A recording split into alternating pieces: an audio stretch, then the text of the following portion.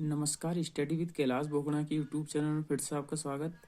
आधुनिक भारत को पूरा करने के बाद आज हम विश्व के इतिहास पे जा रहे हैं, जिसका पहला चैप्टर है पुनर्जागरण। बहुत इंपॉर्टेंट चैप्टर, यहाँ से बहुत सारे प्रश्न पूछे जाते हैं पेपर में।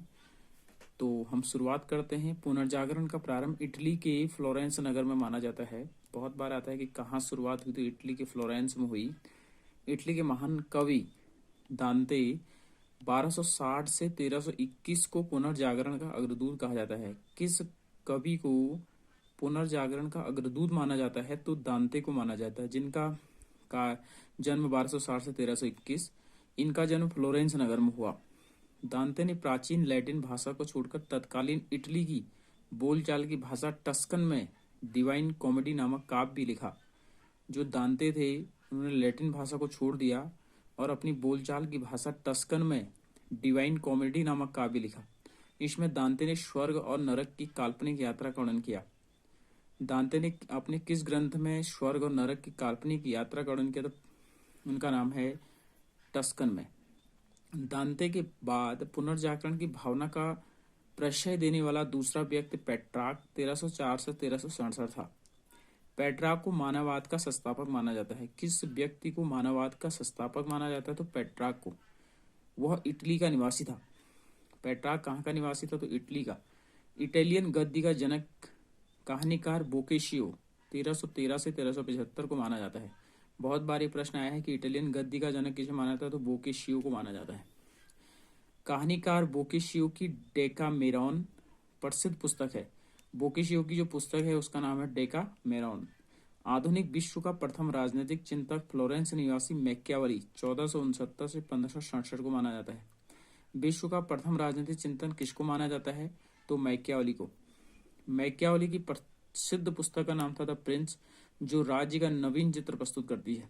मैकियावेली की प्रसिद्ध पुस्तक का नाम क्या है? द प्रिंस है, जो राज्य का एक नवीन चित्र प्रस्तुत करती है। आधुनिक राजनीतिक दर्शन का जनक मैकियावेली को कहा जाता है। बहुत इंपॉर्टेंट प्रश्न बहुत बार आया है कि आधुनिक राजनीतिक दर्शन का जनक किसे माना जाता है? तो मैकियावेली को माना जाता है।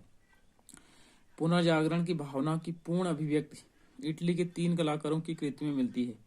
ये कलाकार हैं लियोनार्दो दा विंची। ये बहुत बार आया है। लियोनार्दो दा विंची क्या है? कलाकार है। माइकल एंजेलो क्या है? एक कलाकार है। राफेल क्या है? कलाकार है। ठीक है, बहुत बार आए हैं। तो लियोनार्दो विंची एक बहुमुखी प्रतिभा संपन्न व्यक्ति था। वह चित्रकार, मूर्तिकार, इंजीनियर, वैज्ञानिक, दार्शनिक, कवि और गायक था। ठीक है। Leonardo da Vinci the last सपर और मोनालिसा नामक अमर चित्रों के रचयिता होने के कारण प्रसिद्ध है। ये प्रश्न बहुत बार बनाया है कि किसने द लास्ट सपर और मोनालिसा नामक चित्रों को बनाया? तो लियोनार्दो दा विंची। बहुत बार आया है। माइकल एंजेलो भी एक अद्भुत मूर्तिकार और चित्रकार था। माइकल एंजेलो भी एक अद्भुत मूर्तिकार और चित्रकार था। द लास्ट जजमेंट और the fall of man Michael Angelo की कृतियां हैं। माइकल एंजेलो क्या था? एक कलाकार था। ठीक है, उसने दो, देखो, द लास्ट जजमेंट और the last supper. Supper Leonardo da Vinci ने लिखा है। The last judgement Michelangelo ने लिखा है। The fall of man Michelangelo ने लिखा है। बहुत बार ये प्रश्न पूछे जा चुके हैं।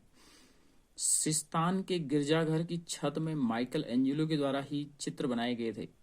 किसने सिस्तान के गिरजाघर की छत में चित्र बनाए थे? तो माइकल एंजेलो ने। राफेल भी इटली का एक चित्रकार था। राफेल कहाँ का चित्रकार था? इटली का। इसकी सर्वश्रेष्ठ कृति का नाम जीसस क्राइस्ट की माता मेडोना का चित्र है। मेडोना का चित्र किसने बनाया? तो राफेल ने बनाया। पुनर्जागरण काल में चित्रकला का जनक जियाटो को माना जाता है। पुनर्जागरण काल में चित्रकला का जनक किसे माना जाता है? जियाटो को माना गया है। पुनर्जागरण काल का सर्वश्रेष्ठ निबंधकार इंग्लैंड का फ्रांसिस बेकन था। सबसे निबंधकार जो था ना पुनर्जागरण काल का सबसे निबंधकार, तो फ्रांसिस बेकन था। हॉलैंड के इरासमस ने अपनी पुस्तक द फेज ऑफ फॉली में व्यंग्यात्मक ढंग से पादरियों के अनैतिक जीवन और ईसाई धर्म की कुरीतियों पर प्रहार किया। Very important. ठीक है, ये बहुत बार ये व्यंग्यात्मक पुस्तक आई है the praise of the folly. किसकी है? इरासमस की। इरासमस कहाँ के थे? हॉलैंड के। इस पे किसके बारे में चर्चा की गई? तो पादरियों के अनैतिक जीवन के बारे में। ठीक है। ईसाइयों के लेखक टॉमस मूर ने अपनी पुस्तक यूटोपिया में आदर्श समाज का चित्र प्रस्तुत किया है। इंग्लैंड के लेखक टॉमस मूर ने अपनी पुस्तक यूटोपिया में आदर्श समाज का चित्र प्रस्तुत किया।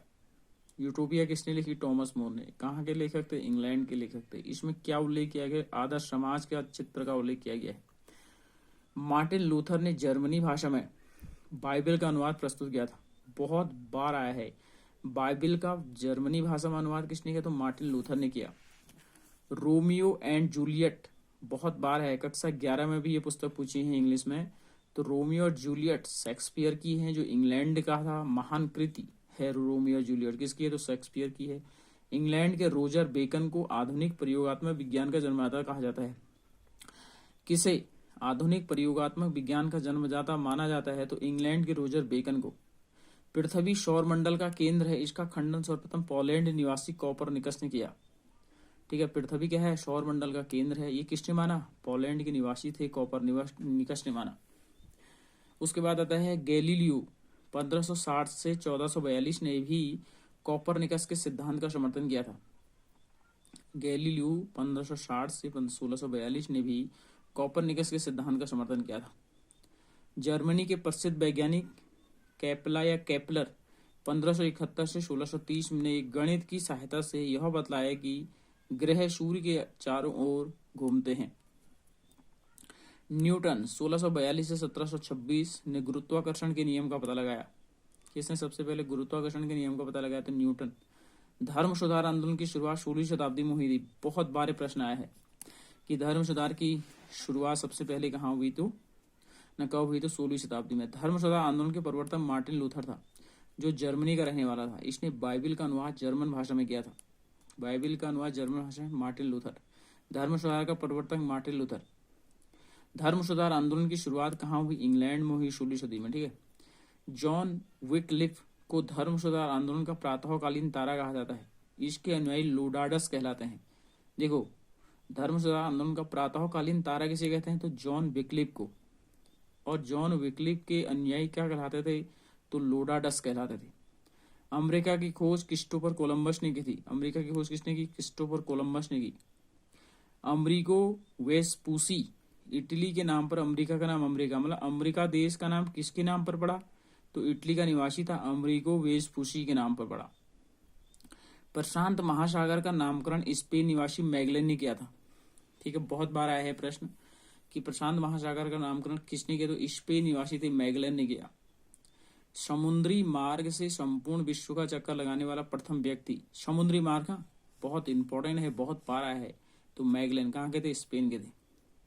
तो ये हो गया पुनर्जागरण। कल हम पढ़ेंगे अमेरिका की स्वतंत्रता संग्राम से संबंधित प्रश्न। तो तब तक के लिए इजाजत दीजिए। नमस्कार।